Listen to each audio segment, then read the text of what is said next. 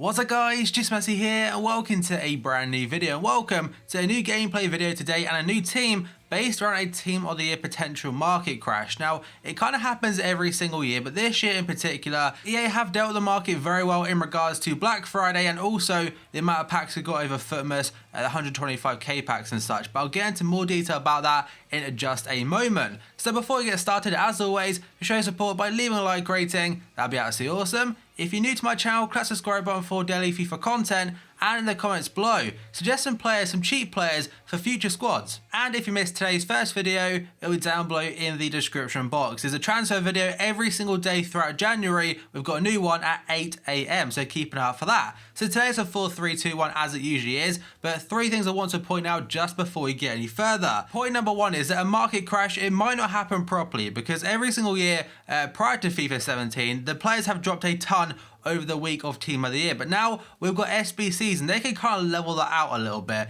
In particular, we have got the Team of the Week packs, which makes the 83 rated plus players, they hold their value. And the market this year is very, very unpredictable, so it's very hard to tell whether a player will drop or rise over that particular week. But in my opinion at least, I think there will be a crash. And on PlayStation right now, this team will cost you 26k. On Xbox, it's just 19k, so very cheap overall. And even if it is a market crash, these players, they won't drop too much, so pretty damn safe. But starting off in goal, we have got Marc-Andre ter Stegen. He's 6 foot tall, acrobatic save technique, 84 diving, 85 reflexes, 81 handling, 83 kicking, and 78 positioning. Overall, probably one of my go-to goalkeepers in the La Liga. I haven't used Keylor Navas yet or Jan Oblak, so them two high-rated ones, they could work, but in this team, I'm pretty sure ter Stegen is there mainly for chemistry as well. Then we go over to the right-hand side, we've got Dani Carvajal, 1.5k, 5 games, 0 goals and 1 assist. He's a very solid player. He's 5'8", but 78 physical, 81 defending,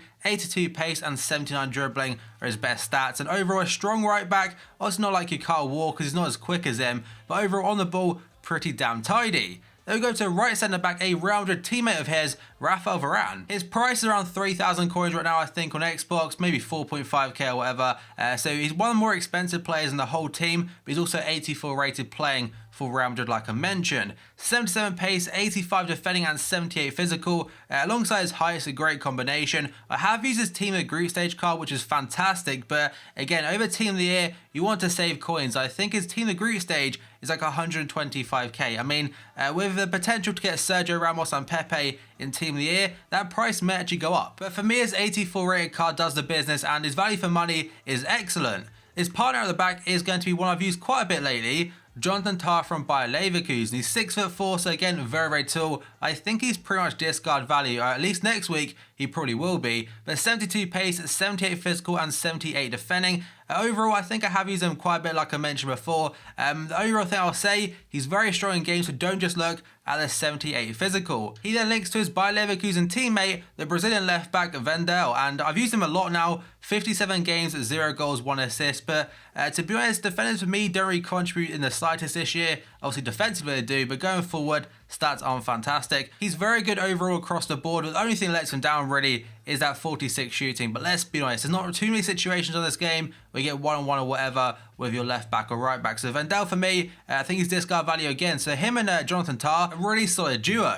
Now we've got into midfield 3 and it's got a mixture of everything really, but let's start off with 2 non-red players. Very first one is going to be Mbula from Stoke City, and to be honest, he was definitely one of the key players in this team. He shone really, really well. He's 6'1", high medium work rates, 3-star skill moves, 3-star weak foot, and across the board, again, apart from the shooting, very well rounded. You can tell he's got 77 pace alongside 77 physical. He's pretty much like a cheap version of Pogba minus the 5-star skills. I know that's quite like a big thing to say, but 10 games, 3 goals, 4 assists. He definitely did pull his own weight really, and his price, let me just quickly check on Footbin what Mbula's price is. So on PlayStation, he is 750 coins. On Xbox, he's 650. And during Team of the Year, his price may drop to like 400 coins, so nearly a discard value player. Then we go on to middleman. That is going to be Mendy from Leicester City.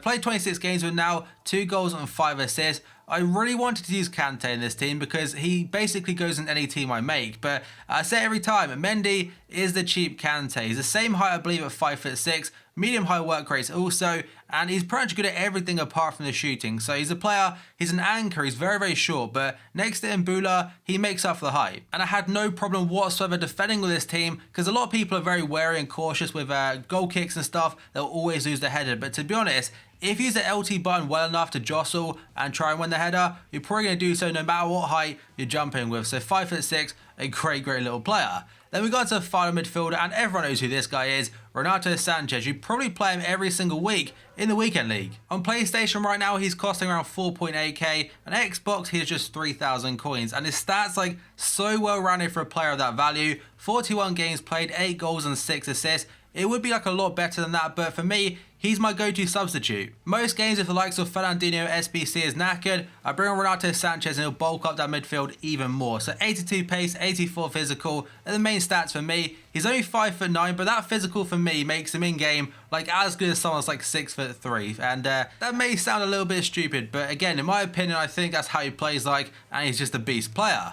Now we go on to the front three. We've got 2 Frenchmen and 1 Swiss player, starting off with an 81 rated left forward, and that is Kingsley Coman from Bayern Munich. 23 games played, 7 goals and 10 assists. I mean, that's not a fantastic return, to be honest, but again, has been used as a substitute in previous matches. He's got 4-star skill moves, 3-star weak foot, 93 pace, 84 dribbling, 76 shooting, and 74 passing. Overall, a real nice tiny little left winger and very tricky on the ball. That dribbling and pace alongside 4-star skill moves is definitely a very good combination, and one should probably look out for. The right forward is a player I'm actually using for the first time this FIFA. That is Shaqiri from Stoke City. 5 games played, 3 goals and 4 assists. A great return from a little Swiss winger.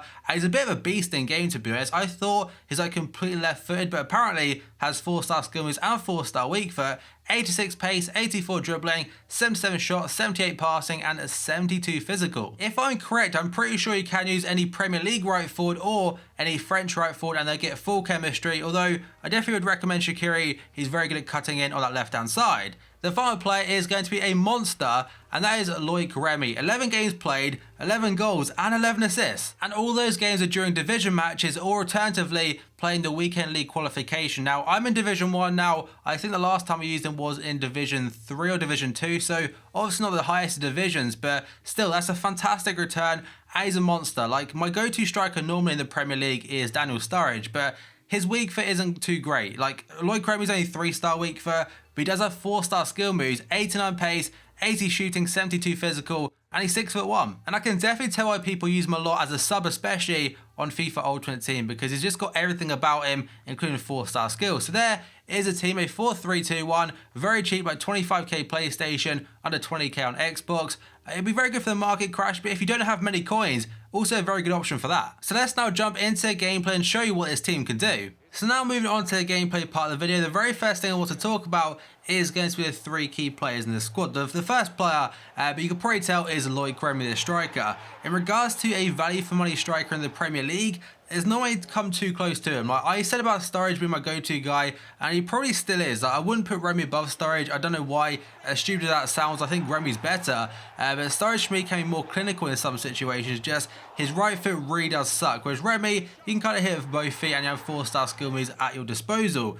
Next player is going to be Mbula, and for a centre mid, he got 10 games, 3 goals, 4 assists, so a good amount of goal contributions for a deep playing player. I think all 3 of his goals did come in this team, in fact, so a player that I thought done extremely well and was very much a surprise package compared to other players that I thought would do extremely well. The next player is Renato Sanchez. He's a bit of a pit bull, and by that I mean he chases absolutely everything on that pitch. Every blade of grass, he'll try and cover to try and win the ball back, which I really like about him, and I'm pretty sure he does have a high work rate, so it kind of does make quite a bit of sense. And also is physical against tall players. Somehow, despite being only 5'9", he can knock like Fellaini off the ball. I have no idea how it happens, but that's just kind of how FIFA works, especially with Renato Sanchez. Now to the team in general, I did win every single game, and every single game played was in FUT Champs qualification, which, surprise, surprise, in the start of January, from tomorrow in fact, I'll be playing FUT Champs. So I'm probably, I'm going to try and play 40 games every single week. I don't see why I couldn't.